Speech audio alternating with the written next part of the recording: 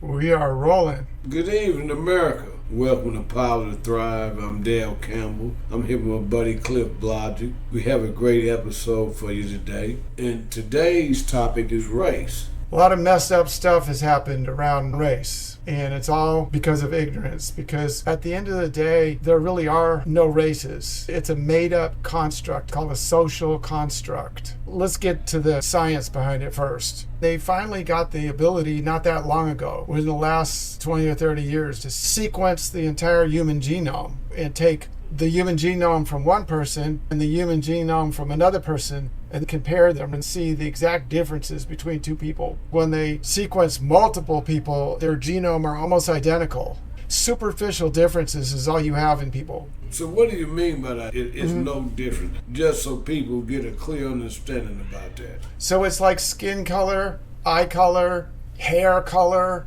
slight feature differences like in your face or something. It's superficial differences. If you had cars, you went around thinking that, a red car is faster than a green car, and red cars get better gas mileage, and red cars last longer, you'd be a total idiot. Because if you got two cars and one's red and one's blue, and you're arbitrarily assigning all sorts of attributes that you pulled out of your butt, basically, and you're saying that this red car is better than the blue car, that's what race boils down to on a biological basis. There's no biological races. It's a social construct. That means somebody invented it in their head. It's not real. Now, a lot of people got screwed over because of race, badly screwed over. Native Americans, they tried to kill them all. There was a genocide and they were out to slaughter all Native Americans. African Americans, they enslaved them. All sorts of different people throughout history in other countries. It's not just here.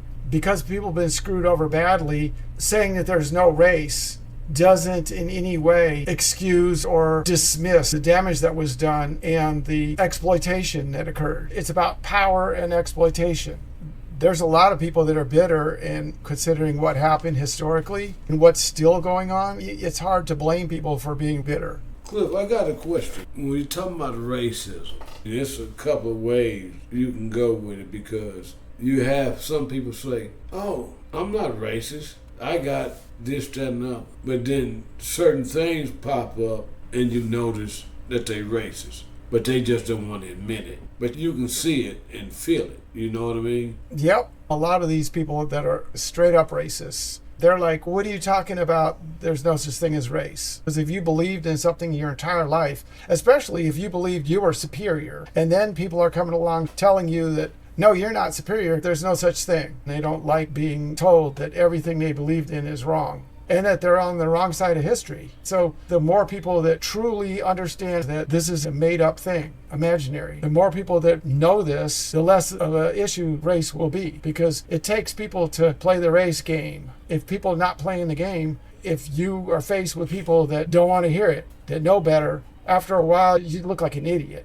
The ignorance just is coming out every pore of your skin at that point. If you were a member of some sort of social group that believed in racism and you exploited people, and let's say that you benefited from slavery, there's a debt that is owed because people were screwed over because of some stupid idea that turned out not to be true. There definitely is societal debt. And then talk about Native Americans who were almost completely obliterated. 9 out of 10 Native Americans either died of European diseases or were killed in genocidal attempts. And even today, you ended up benefiting from the exploitation after the fact, because you came to this country starting at a higher economic level with more economic opportunity. At this point, I don't feel that the damage has been undone.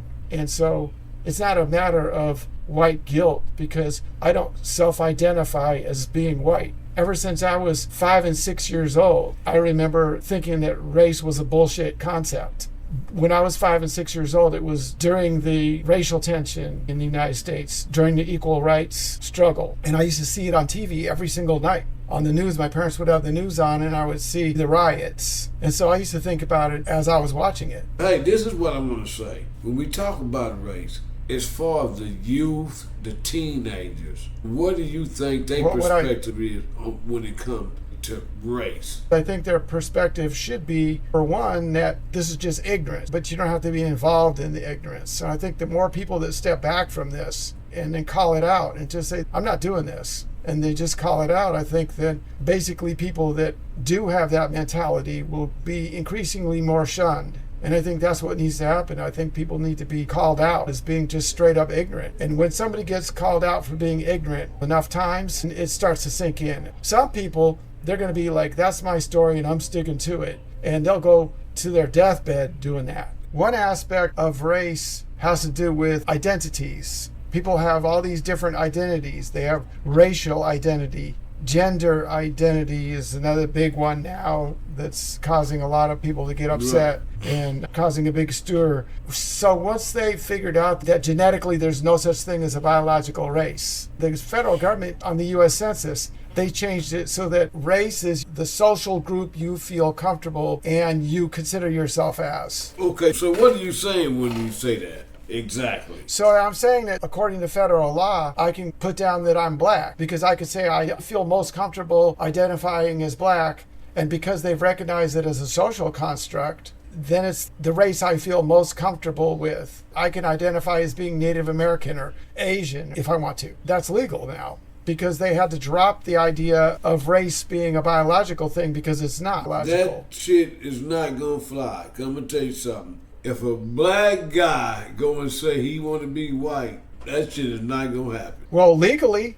on the federal level, that he can. It's absolutely legal, and a lot of them doing it. It's funny, though, because from a cultural standpoint, we've been making jokes, you know it, for years, about white black people and black white people, and like Obama's a good example Exactly. of that. That's a white dude. There's no blackness in Obama. He's a white Wall Street attorney is what he is. And then there's you've seen these white dudes that are into hip hop and rap and they run around with a grill in their mouth and all this stuff. And that's a white black dude, basically, culturally, if you identify your cultural groups or you stereotype people in that fashion. And that's a good kind of dude. I like that. That's good. I'm glad you brought that up. But we've been laughing about that for years. I remember making jokes about that in Atlanta 40 years ago. We got some stories today. We sure do. But yeah. So another thought on race is having these identities. It's like role playing. I'm going to be a black person. And then you think, okay, stereotypically, how does a black person act? I'm going to act like that. You're role playing. It's performative at that point. And you see these people and they do it. They're trying so hard to be white or be black. And then you see them do it with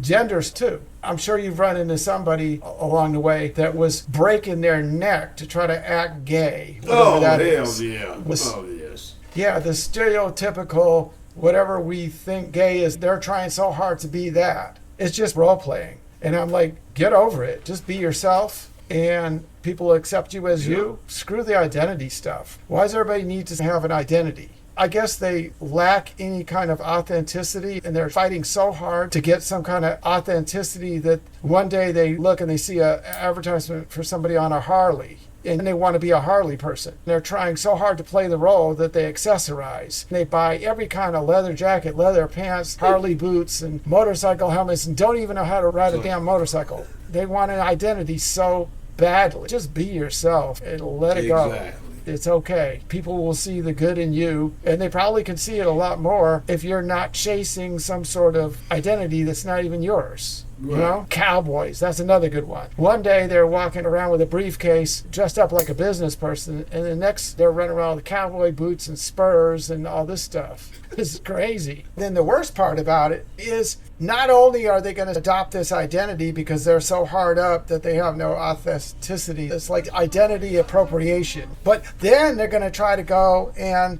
force it on everybody else, and they get mad when you won't indulge their fake identity. Right. That intersects with gender. I'm not going to get started now, but you see where I'm going. Yes, sir. Yes, sir. Yes, sir. So we'll hit that one up next time. All right. Everybody take it easy. But hey, America, say how to thrive 3 times. And I guarantee you think you can jump over the damn moon or climb Mount Rainier or whatever you got to do, because that's going to give you empowerment. Have a good night, America.